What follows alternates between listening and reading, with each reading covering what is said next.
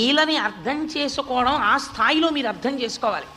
అది మరి సంకల్పానికి ఎలా తగ్గుతుందండి జ్వరం? అలా తగ్గుతాయా?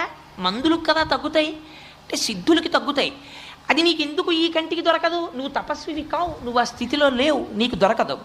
అది జ్ఞాన స్థాయిలో నువ్వు అర్థం చేసుకోగలిగింది. దీనికి పూనిక ఉండాలి, నమ్మకం ఉండాలి. అందుకే పారాయణ చెయ్యండి పారాయణ చెయ్యండి అని ఎందుకంటారో తెలుసా అండి? ఒక్కొక్క లీల వెనకాతల ఉండేటటువంటి రహస్యం మీకు ద్యోతకం కావాలి. ద్యోతకం అయితే మీకు ఏమవుతుంది? ఆయన ఎవరో మీకు తెలుస్తుంది. ఇప్పుడు తెలిస్తే ఏమవుతుంది? You will accept his sovereignty. ఆయన సార్వభౌమత్వాన్ని మీరు అంగీకరిస్తారు. ఆయన ఆత్మస్థితిగతుడు అని అంగీకరిస్తారు. అంగీకరించి మీరు వారికి నమస్కారం చేస్తారు. నమస్కరిస్తే ఏమవుతుంది? వారు ప్రీతి చెందుతారు. ప్రీతి చెందితే వారు ఏం చేస్తారు? సంకల్పం చేస్తారు. వీడికి ఇవాళ నా గురించి చెప్పగలిగిన సమర్థత కటాక్షింపబడినది అంటారు. ఆయన గురించి చెప్పగలిగిన సమర్థత నీ ఉపాధికి కలిగేస్తుంది.